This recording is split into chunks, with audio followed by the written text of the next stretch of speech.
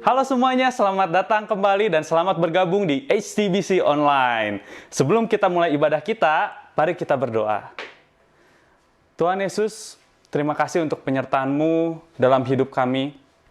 Kami mau berdoa agar Roh Kudus memenuhi hati dan pikiran kami dimanapun kami berada pada saat ini Tuhan. Terima kasih Tuhan Yesus, sebentar lagi kami akan memulai ibadah kami. Sertai kami Tuhan, dalam nama Tuhan Yesus kami berdoa dan ucap syukur. Amin. Kala ku cari damai, hanya ku dapat dalam Yesus. Kala ku cari ketenangan, hanya ku temui di dalam Yesus. Tak satu pun dapat menghiburku, tak seorang pun dapat menolongku. Hanya Yesus jawaban hidupku. Bersama Dia hatiku damai, walau dalam lembah kekelaman. Bersama Dia hatiku tenang, walau hidup penuh tantangan. Tak satu pun dapat menghiburku, tak seorang pun dapat menolongku. Hanya Yesus jawaban hidupku.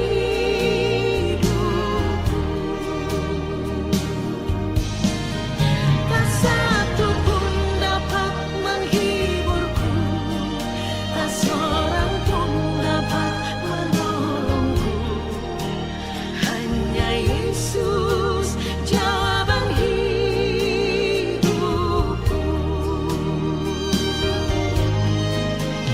Hanya Yesus jawaban hidupku.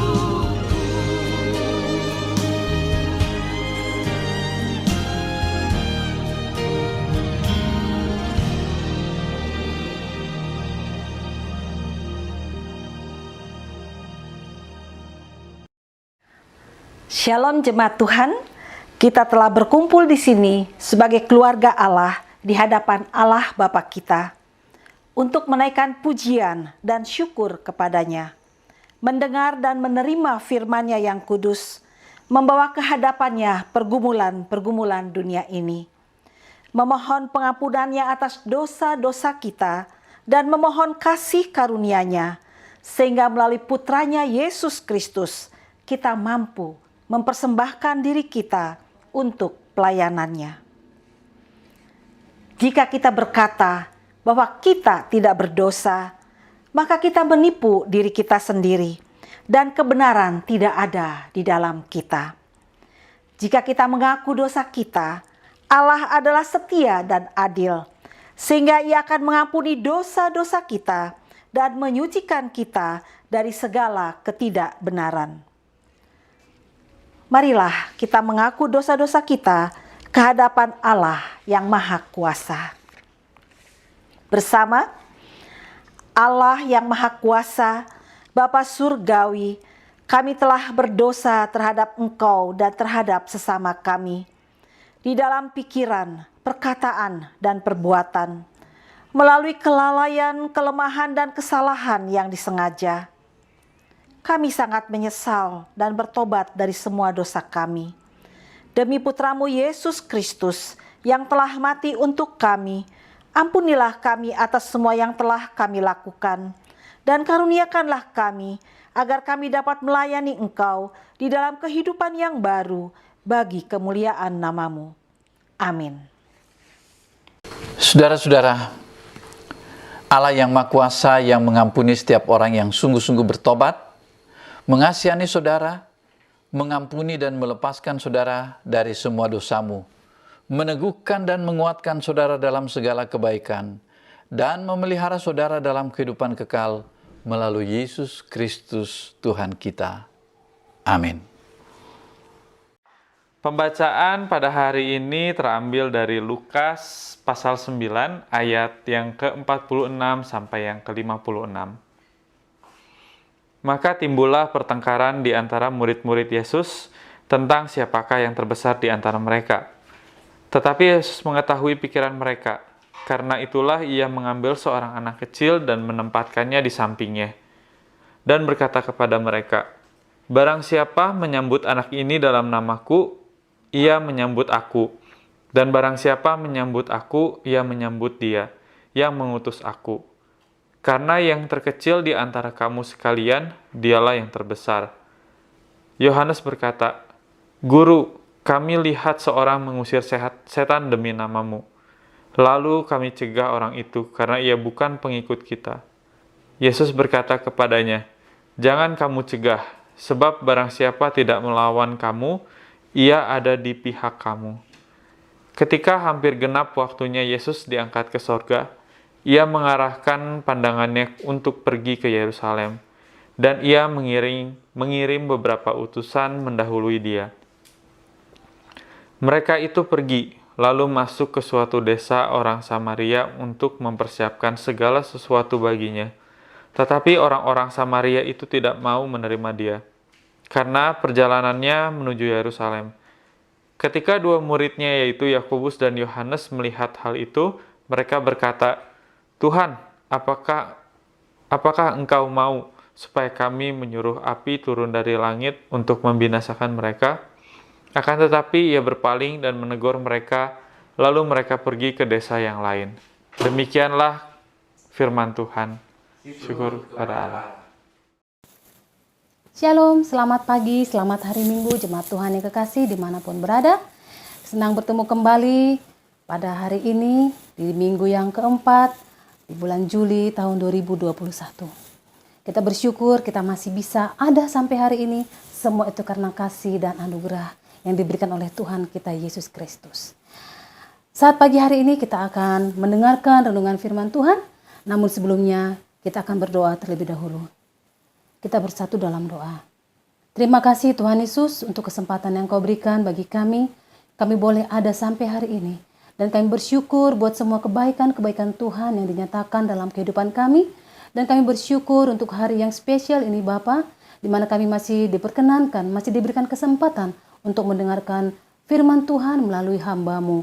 Terima kasih Bapa, kami serahkan dan hamba menyerahkan Tuhan pemberitaan firman Tuhan pada saat pagi hari ini ke dalam tangan-Mu. Biarlah kuasa Roh Kudus-Mu yang menyertai, dan biarlah Engkau Allah semakin dimuliakan, dan Engkau Allah semakin bertambah-tambah, dan hamba-Mu ini semakin berkurang-kurang. Di dalam nama Tuhan Yesus Kristus, kami sudah berdoa dan mengucap syukur. Amin. Shalom jemaat Tuhan. Senang rasanya bisa bertemu kembali dengan jemaat Tuhan pada hari ini. Dan kita percaya kita semua dalam keadaan yang sehat dan tak kekurangan sesuatu apapun. Dan kita percaya kasih Allah terus melimpah dalam kehidupan kita. Pada pagi hari ini firman Tuhan yang diambil dari Lukas 9 ayat 46 sampai 56. Saya mengambil tema meneladani pola pikir Yesus.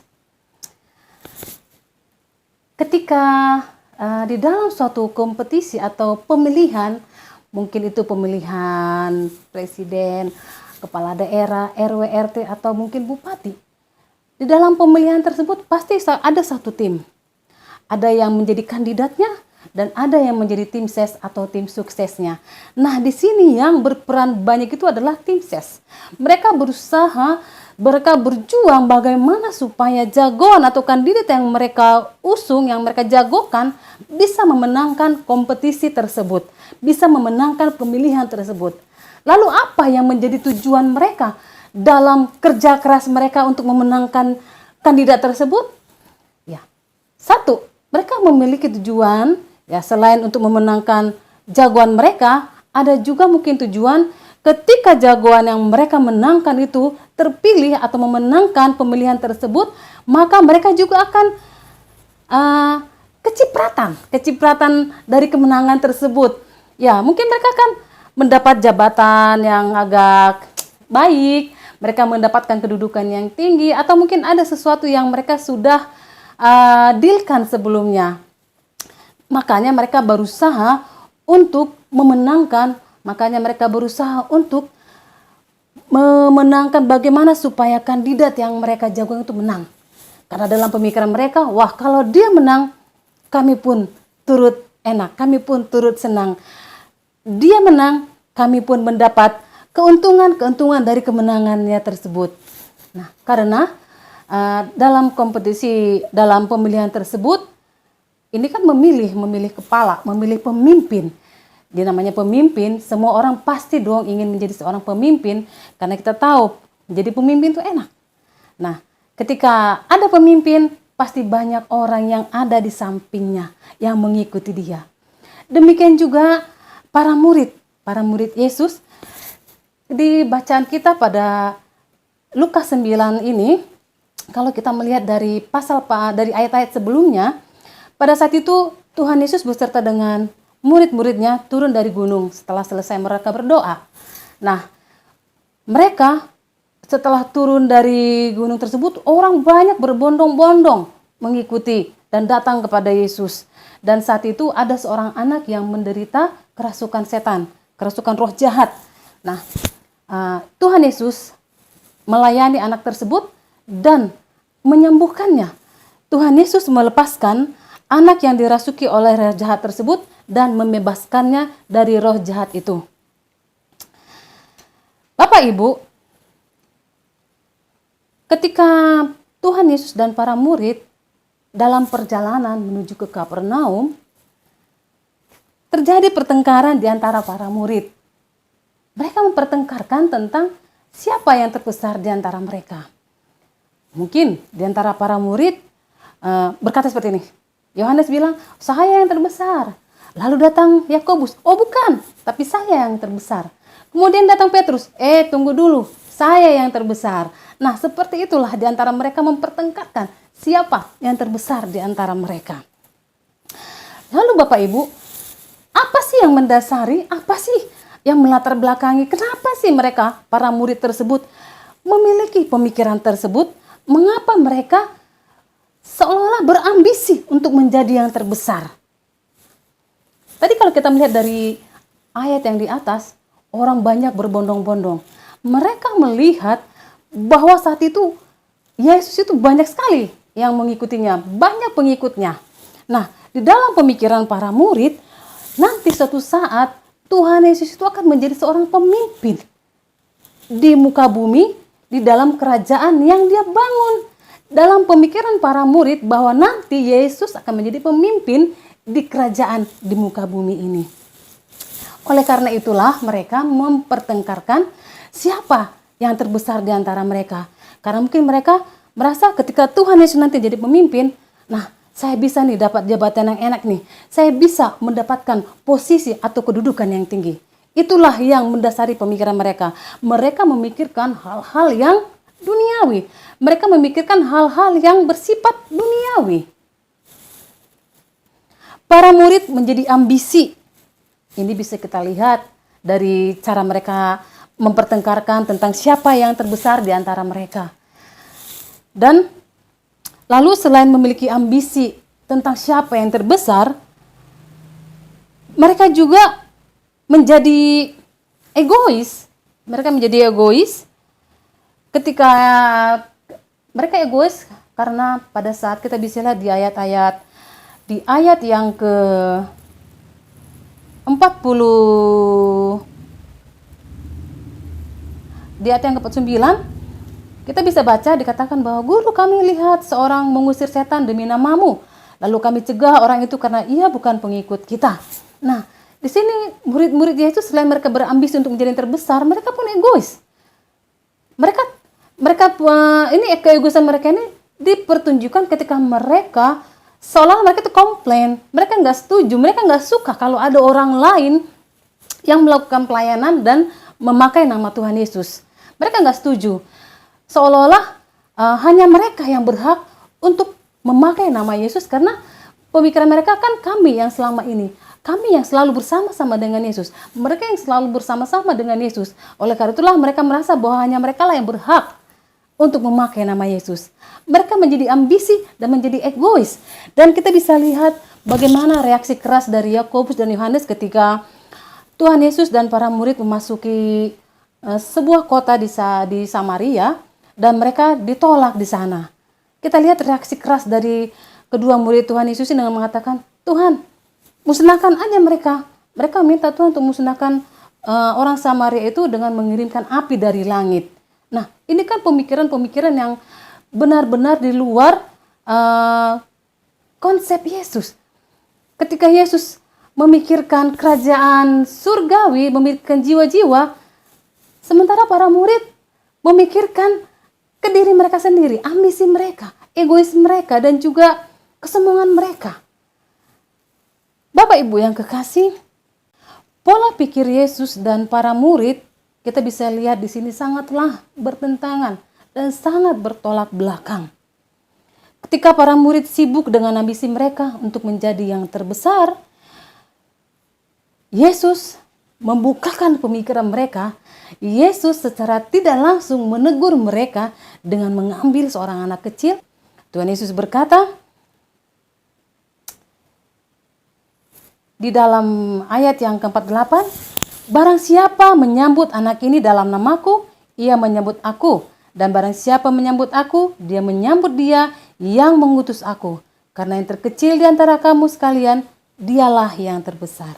Nah, ketika mereka sampai di Kapernaum, Tuhan Yesus bertanya kepada mereka, apa yang kalian pertengkarkan, apa yang sedang kalian perbincangkan ketika di perjalanan tadi? Murid-muridnya diam, mereka tidak menyahut, tapi Yesus mengetahui pikiran mereka. Oleh karena itulah dia mengambil seorang anak kecil dan mengatakan hal yang tadi kita bacakan itu di ayat yang ke-48. Di sini Tuhan Yesus mengatakan bahwa kalau mereka mau jadi yang terbesar, mereka haruslah menjadi yang terkecil. Mengapa Tuhan Yesus mengibaratkan seorang anak kecil? Karena anak kecil itu masih polos, lugu, dan mudah untuk diajar. Anak kecil memiliki hati yang lembut dan rendah hati. Nah, kerendahan hati mereka itu bisa kita lihat dari cara mereka mempercayai orang tua mereka.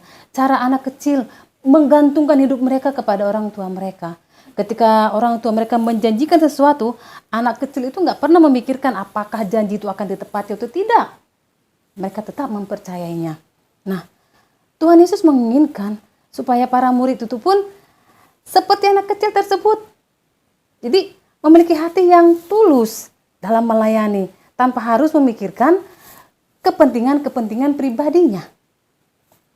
Tuhan Yesus mengatakan kepada para murid bahwa yang terkecil di antara mereka dialah yang terbesar. Karena yang terbesar dalam hal ini bukanlah orang-orang yang mengedepankan dirinya, tetapi orang-orang yang mengutamakan atau melayani orang lain. Jadi Tuhan Yesus ingin mengatakan kepada para murid bahwa kalau mereka ingin menjadi yang terbesar, mereka haruslah menjadi yang terkecil. Kalau mereka yang tidak menjadi terbesar, mereka harus melayani, bukan untuk dilayani. Jadi ketika para murid berpikiran egois dan sombong, saat ada orang lain yang mengusir setan demi nama Yesus, mereka tidak suka. Dan ketika mereka ditolak di suatu desa di Samaria, mereka marah dan meminta kepada Yesus untuk binasakan mereka dengan menyuruh api turun dari langit. Tetapi Yesus tidak menuruti apa yang mereka minta. Malah Yesus menegur mereka. Yesus tidak menghukum mereka atas penolakan tersebut, yaitu penolakan orang Samaria tadi. Tetapi justru Yesus sabar dan tetap melanjutkan perjalanan mereka ke desa selanjutnya.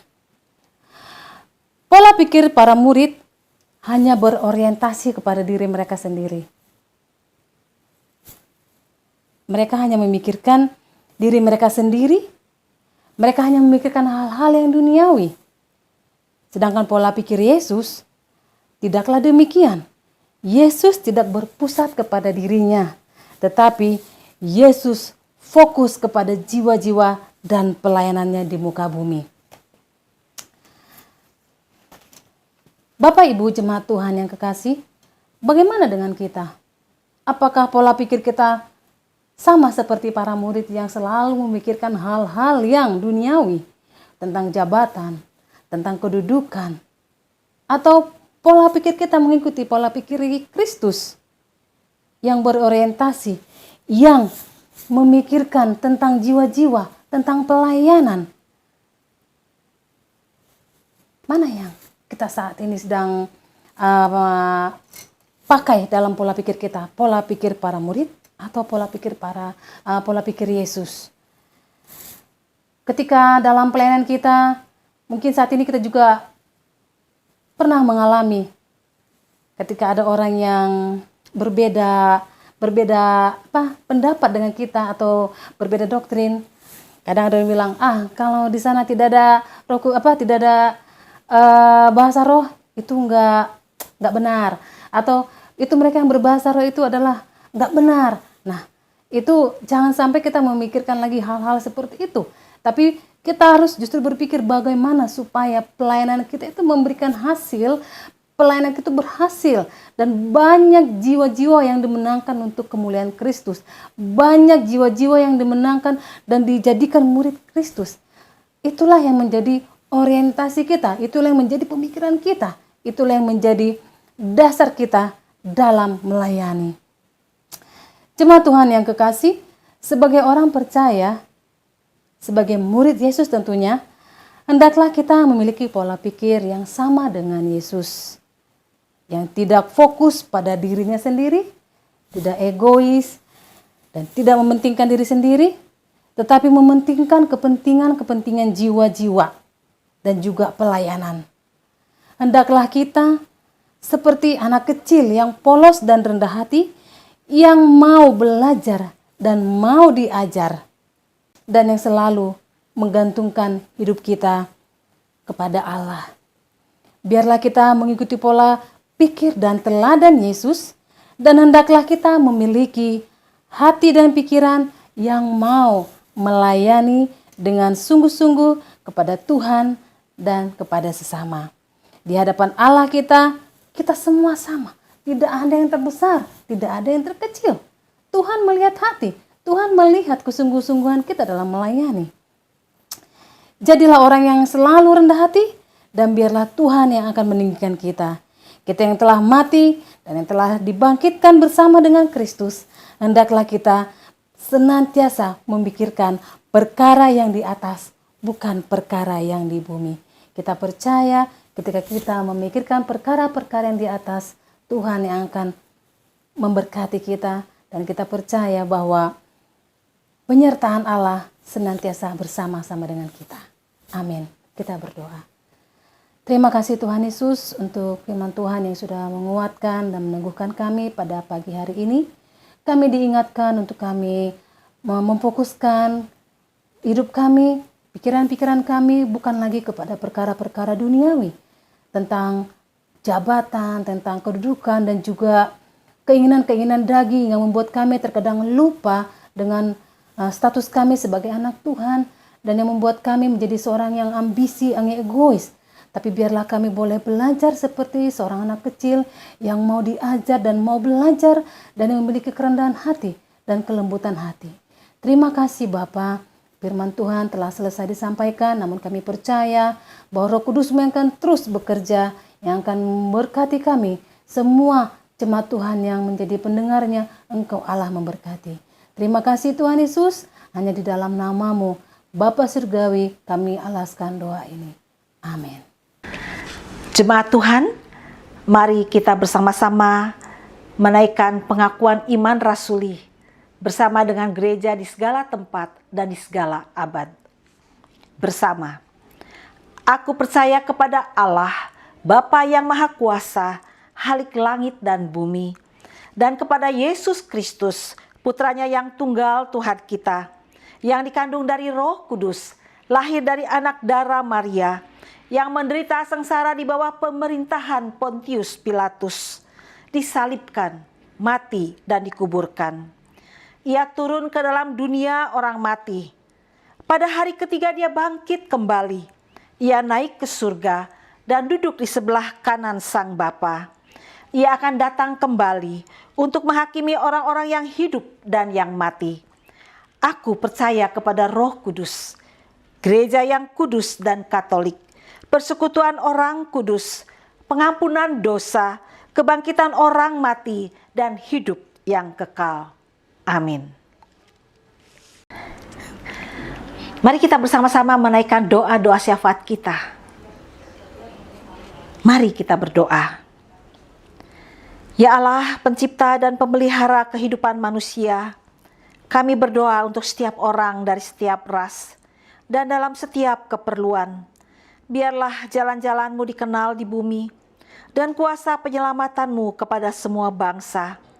Secara khusus kami mau berdoa untuk bangsa kami, bangsa Indonesia. Terutama untuk pemerintah kami Tuhan. Berikanlah kiranya hikmat bijaksana-Mu Tuhan kepada pemerintah kami. Secara khusus untuk Presiden kami Joko Widodo dan para menteri yang ada Bapa. Berikanlah kepada mereka hikmat-Mu di dalam mereka menanggulangi pandemi yang saat ini sedang terjadi. Supaya kami bangsa Indonesia ini Tuhan boleh ditolong, boleh diselamatkan dengan kasih yang daripada Engkau Tuhan. Terima kasih Tuhan, kami serahkan pemerintah kami ini ke dalam tangan Engkau Bapa. Dan saat ini kami juga mau berdoa Tuhan, untuk gereja di seluruh dunia.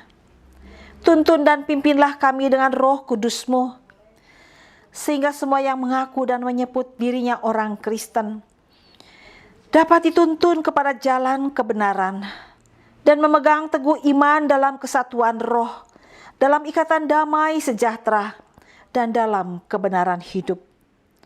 Khususnya kami berdoa untuk gereja Anglikan di seluruh dunia.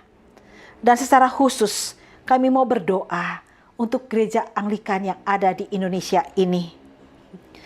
Kami mau berdoa Tuhan dan mohon perlindungan-Mu Bapa bagi para hamba-hamba-Mu yang melayani di gereja-Mu ini Bapa. Kiranya kuasa Tuhan, kasih Tuhan, perlindungan Tuhan dinyatakan kepada para hamba-hamba-Mu ini Tuhan. Dan juga untuk jemaat-Mu, kiranya perlindungan yang daripada Engkau ya Allah, Engkau nyatakan kepada kami semua.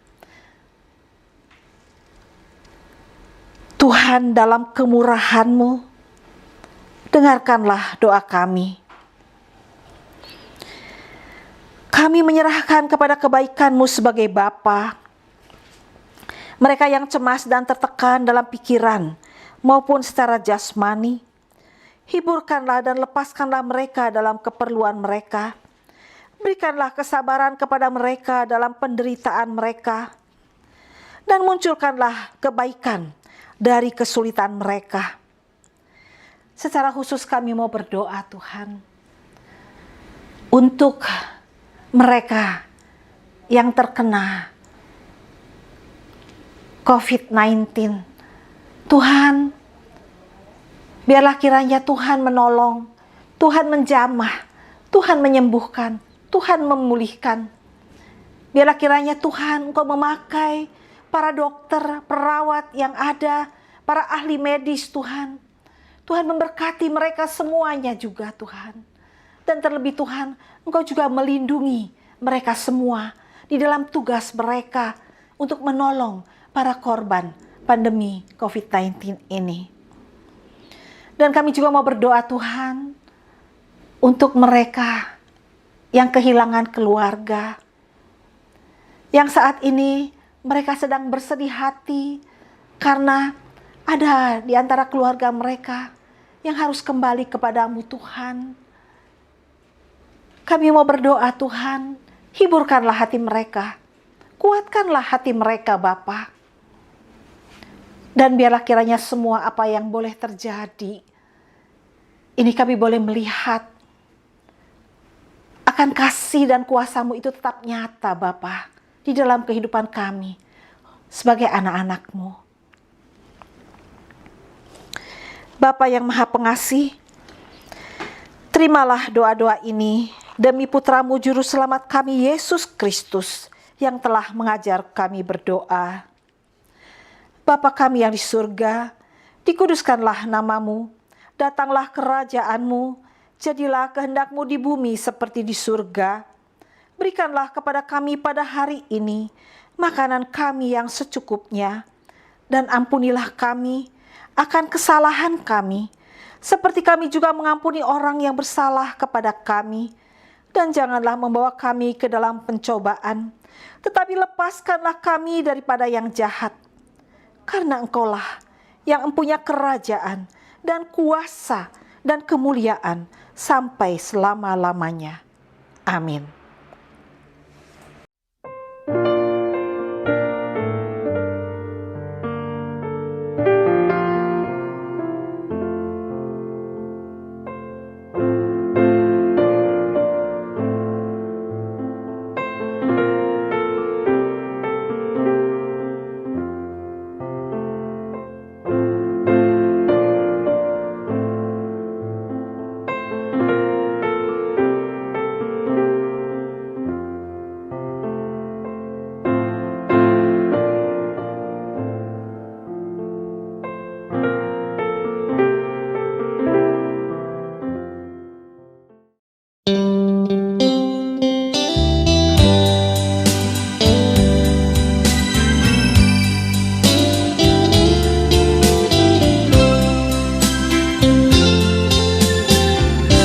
Saya mau ikut Yesus.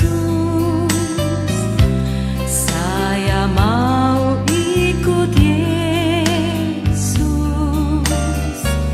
sampai selama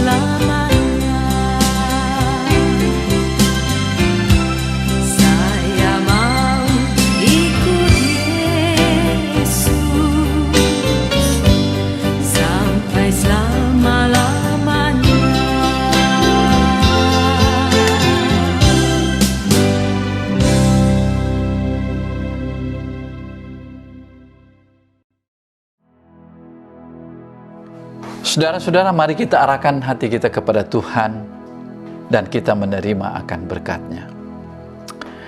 Kasih karunia Tuhan kita Yesus Kristus dan kasih Allah dan persekutuan Roh Kudus menyertai saudara sekalian senantiasa. Amin. Terima kasih telah bergabung bersama Ibadah Online. Untuk melihat video-video sebelumnya, bisa langsung saja cek di YouTube kami HTBC Church. Dan untuk info lebih lanjut, silahkan kunjungi di web kami di www.holytrinitybandung.com. Sampai jumpa! Sesuatu yang